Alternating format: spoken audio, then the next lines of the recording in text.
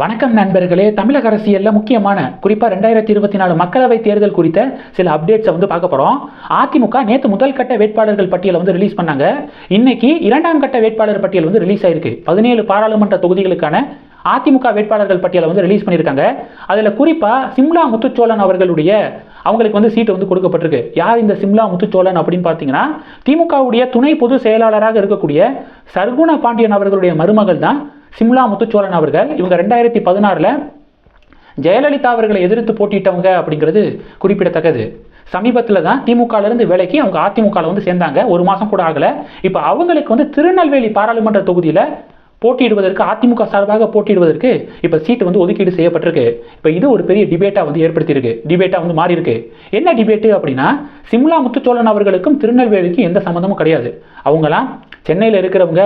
திருநெல்வேலியில் சீட்டு ஏன் ஒதுக்கீடு செய்யப்பட்டுச்சு? திருநெல்வேலியில் இருக்கக்கூடிய முக்கியமான அதிமுகவை சேர்ந்தவர்கள் இல்லையா, இல்லை அவங்க போட்டியிட விருப்பம் தெரிவிக்கலையா அப்படிங்கிற பல கேள்விகள் முன்வைக்கப்பட்டிருக்கு.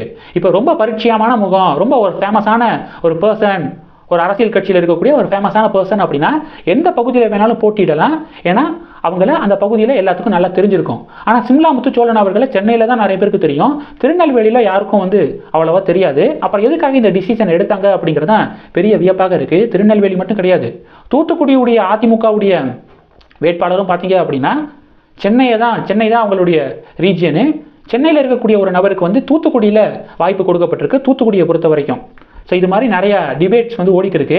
எல்லா டிபேட்ஸை தாண்டி ஒரு பெரிய டிபேட் என்ன அப்படின்னா, இஸ்லாமியர் யாருக்குமே இது வாய்ப்பு கொடுக்கப்படலை. திமுகவுடைய வேட்பாளர் பட்டியலையும் ஒரு இஸ்லாமியர் கூட வாய்ப்பு வழங்கப்படலை.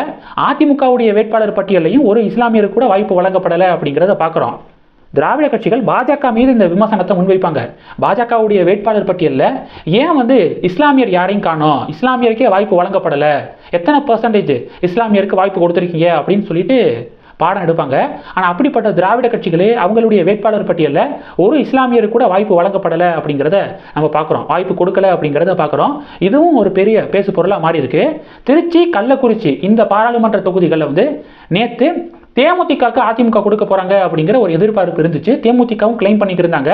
கள்ளக்குறிச்சி பாராளுமன்ற தொகுதியில் கூட பார்த்தீங்க அப்படின்னா சுதீஷ் அவர்கள் போட்டியிடுவதற்கு விருப்ப மனுவெல்லாம் கொடுத்திருக்காரு.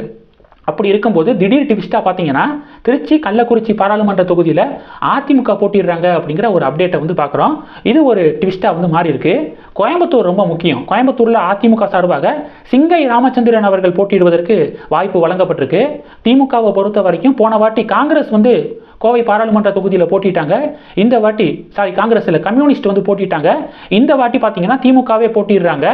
கணபதி ராஜகுமார் அவர்கள் கோவை பாராளுமன்ற தொகுதியில் திமுக வேட்பாளராக களமிறக்கப்பட்டிருக்காரு. நிறைய பேர் என்ன சொல்றாங்க அப்படின்னா, கன்ஃபார்ம் தான் கோவை பாராளுமன்ற தொகுதியில் அண்ணாமலை போட்டியிடுவதற்கு மிகப்பெரிய அளவில் வாய்ப்பு இருக்கு. இன்னைக்கு அந்த வேட்பாளர் பட்டியல் ரிலீஸ் ஆகும் அப்படின்னு எதிர்பார்க்கப்படுது. தமிழக பாஜகவுடைய மாநில தலைவர் டெல்லிக்கு இப்போ கொஞ்சம் நேரத்துக்கு முன்னாடி கிளம்பி போயிருக்காரு. பாஜக தலைவர் இன்று இரவுக்குள்ள தமிழக பாஜகவுடைய வேட்பாளர் பட்டியல் ரிலீஸ் ஆகும் அப்படின்னு எதிர்பார்க்கப்படுது. டெஃபினட்டா அண்ணாமலையுடைய பேர் வேட்பாளர் லிஸ்ட்ல இருக்கும் அப்படின்னு நிறைய பேர் சொல்றாங்க. இதை பார்க்குறோம். அண்ணாமலைக்கு நல்ல ஒரு ரெஸ்பான்ஸ் இருக்குங்க. நீங்க சோசியல் மீடியாவில் பார்த்தீங்க அப்படின்னா அண்ணாமலை மற்ற தொகுதிகளில் கேம்பெயின் பண்ண போனாலும் அண்ணாமலைக்கு ஆதரவாக நாங்கள் கோவை பாராளுமன்ற தொகுதிகளில் பிரச்சாரம் பண்ணுறதுக்கு ரெடியாக இருக்கோம் அப்படின்னு பல பேர், தன்னார்வலர்கள் நிறைய பேர் சமூக வலைதளத்தில் பதிவுகள் போடுறத பார்க்க முடியுது. என்னால் முடிஞ்ச அளவுக்கு நான் விடுமுறை வாங்கிட்டு கம்பெனியில் வேலை பார்க்கக்கூடிய கம்பெனியில் ஒரு நாளாவது நான் கேம்பெயின் பண்ணுவேன் அண்ணாமலைக்கு அப்படின்னு நிறைய வாலண்டியர்ஸ் இப்போ களமிறங்கிறத பார்க்க முடியுது.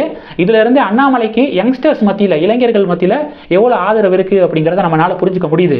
சிவி சண்முகம் அவர்களுடைய பேச்சு ஒரு பெரிய கான்ட்ரவர்சியை ஏற்படுத்தியிருக்கு. சிவி சண்முகம் அவர்கள் யாரு? அதிமுக பாஜக கூட்டணி உடையிறதுக்கு மிக முக்கியமான காரணங்கள்ல ஒருத்தர் சிவி சண்முகம் அவர்கள் அப்படிங்கிறது எல்லாருக்கும் தெரியும்.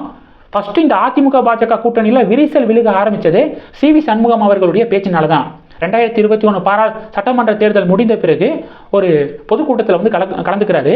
அப்ப என்ன சொல்றாருன்னா, அவர் தான் ஃபர்ஸ்ட் சொல்றாரு, ஏன் நம்ம தோத்தோம், நம்ம கூட்டணியில பாஜக இருந்தாங்க, அதனால இஸ்லாமிய மக்களுடைய வாக்குகள் நம்மளுக்கு விழுகல, அதனால தான் நம்ம தோத்தோம் அப்படின்னு சொல்லிட்டு சட்டமன்ற தேர்தல் முடிந்த பிறகு, தோல்வி அடைந்த பிறகு சிவி சண்முகம் அவர்கள் பேச ஆரம்பிக்கிறாரு. அப்ப விழுந்த விரிசல் தான் இன்னைக்கு அதிமுக பாஜக கூட்டணி உடைஞ்சிருச்சு. ஓகே, அப்படிப்பட்ட சிவி சண்முகம் அவர்கள் இப்ப என்ன கான்ட்ரவர்சியான ஸ்பீச் கொடுத்திருக்காருன்னா, பாட்டாளி மக்கள் கட்சி குறித்து விமர்சனம் பண்ணியிருக்காரு. தேசியம் தமிழ் அப்படின்னு வந்து சொல்கிறாங்க.